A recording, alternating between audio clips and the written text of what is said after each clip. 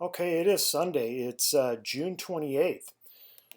And when I'm conducting a video on a Sunday, you know that something's going on in the atmosphere. So let's get right to it. Yeah, we're talking about severe weather, at least the potential for severe weather now over the upper Midwest for this afternoon. And then, of course, over the evening hours, maybe even into the overnight hours. This activity is going to be scattered, so that's something to keep in mind. This doesn't appear to be a large, widespread squall line type of a situation for southern and central Minnesota and western Wisconsin. I think the storms will be scattered in nature, but yes, they could really pack a punch, especially this afternoon and into this evening during the peak heating of the day, and then lingering into the evening hours. This is the visible satellite loop now over the upper Midwest. And you can see that we've got debris clouds now from storms that fired over Kansas, Nebraska, and Iowa. And the debris clouds have stretched into southern Minnesota. They're high cirrus clouds, and they are eventually going to continue to thin out, which will produce quite a bit of heating over southern Minnesota later this morning and into this afternoon. And that should set us up for thunderstorm activity. But again, dealing with debris cloud, and that always is kind of a trick when predicting severe weather, because if these clouds don't clear as fast as expected, then our severe weather potential goes down. But yeah, I mean, I think that the potential for severe weather is there, and the storms are likely going to fire now as we get into later this afternoon, right around or just after the peak heating of the day. This is the future radar now from the NAM-NEST computer model guidance. And it's pretty clear to see that the storms over Iowa now dissipate. And there's really not much over Iowa, at least early this afternoon. And watch what happens as we go through the late afternoon and early evening hours. The NAM-NEST shows the concentration of strong and severe thunderstorms over northwestern Iowa and portions of southwestern Minnesota near the I-90 corridor. And that seems to be kind of the consensus now with guidance, is that the initial outbreak of storms will likely be south and west of the Twin Cities metro this afternoon. And again, this is the Twin Cities metro. But then, as we get into the evening hours, much of southern Minnesota experiences some thunderstorm activity. And again, a lot of it is going to be scattered in nature. But certainly, we need to keep an eye to the sky as we go through the afternoon and evening.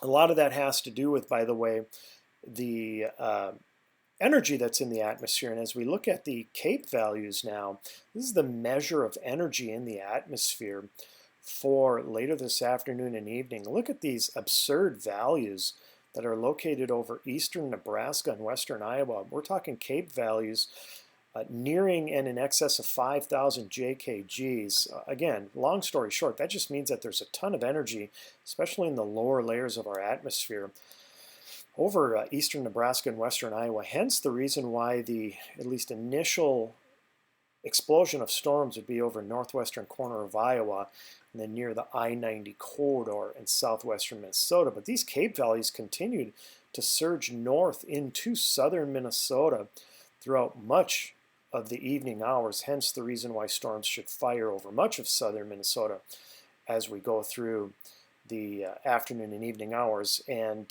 by the way, looking at tomorrow, look at some of these values over southern Minnesota, over 4,000 JKGs. That means, again, there's going to be tons of energy in our atmosphere tomorrow. And that also means that it's going to be hot and humid. So get ready to sweat, not only today, but especially tomorrow and through much of this week. Now, the reason why at least the opportunity for severe weather has increased over the last couple of days for this afternoon and evening has to do with this little subtle but yet obvious jet streak now that appears to be developing over Kansas, Nebraska, and Iowa. This is a jet streak that is surging to the north and northeast into southern Minnesota, and right on the nose of that subtle yet important jet streak is where storms like to fire. So that's why we're thinking northern Iowa in southern Minnesota for storms this evening. Again, that's because of a jet streak in the mid and upper level layers of our atmosphere looks like will develop over the next 12 to 24 hours, and that enhances the lift in our atmosphere. So yeah, jet streaks, as you know, are very important when it comes to predicting severe weather. Now, this is what we call a skew-T guidance, and it's basically called a sounding also in the weather business. But a couple of things that we like to look at is what we call a hodograph. And I don't want to get too specific here and too technical, but when we start getting what I like to consider a Viking horn, a helmet horn, the Viking symbol on this hodograph, that's when you know that the potential is there for severe weather, and including tornadoes. Now, the biggest problem is that winds in the upper levels of our atmosphere are not that strong. Even though we have a jet streak, they are not that strong. And you can see right here that the winds are simply not real strong in the upper levels of our atmosphere. And plus, we would like to see the winds coming from the west at about the jet stream level. Instead, they're coming up from the southwest. So again, I don't want to get too technical, but long story short, the winds in the upper level layers of our atmosphere are not perfect for severe weather. But still, we need to keep an eye on this situation because the lower layers of our atmosphere are really looking good for the development of severe weather. So, but again, a red flag is that we don't have strong winds and veering winds in the upper levels of our atmosphere, and that could put a squash on at least a prolonged severe weather or major severe weather outbreak over the upper Midwest. Again, here is that jet streak now at 500 millibars located right over northern Iowa. And like I had mentioned, on the nose of that jet streak is where storms tend to develop. So by late this afternoon and evening, the atmosphere will be primed for severe weather right in this area, so northern Iowa and southern Minnesota. Hence the reason why we need to keep an eye on the thunderstorms probably after about 3 or 4 this afternoon. Now, one thing that I did want to show is how there's a lack of rain across central and northeastern Minnesota. And we've shown this several times, but I think it needs to be shown again as we get into what looks to be at least the potential for some heavy rains here over the next 48 hours.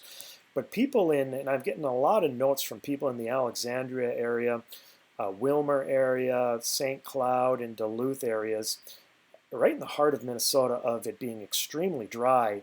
And look, not even 50% of the normal precipitation has fallen in these areas over the last 2 months. So it would be nice to get some thunderstorm activity up in this portion of Minnesota later today and tomorrow. And yeah, the potential exists for scattered activity, but I'm afraid that the widespread rains may not hit that portion of Minnesota.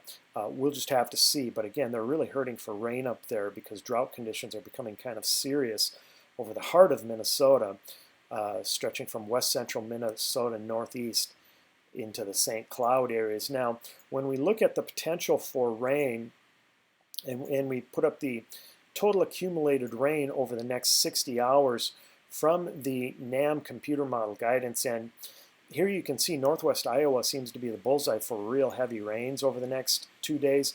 But look at all the scattered activity over central and eastern Minnesota and much of Wisconsin. And some of this rain is likely going to be heavy at times and heavy in pockets over southern and eastern Minnesota and western Wisconsin. But I had mentioned that area of western Minnesota and central Minnesota that's looking for rain. The NAM computer model guidance is just not showing much rain up there. So hopefully we can push this rain activity to a little bit further to the north and west with future computer model runs. But that is something that is desperately needed up there in central Minnesota. Hopefully they get it.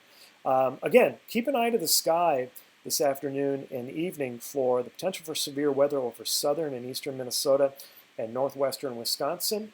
You know what, as long as I have everybody here, I did want to show you real quickly the Storm Prediction Center and the areas that they have highlighted for severe weather. And here it is from about the Twin Cities on south into Iowa. So these are the areas that need to pay special attention to severe weather later this afternoon and evening. Thank you for joining me for the Bring Me the News Novak Weather update. I hope everybody has a safe and fun Sunday afternoon and evening.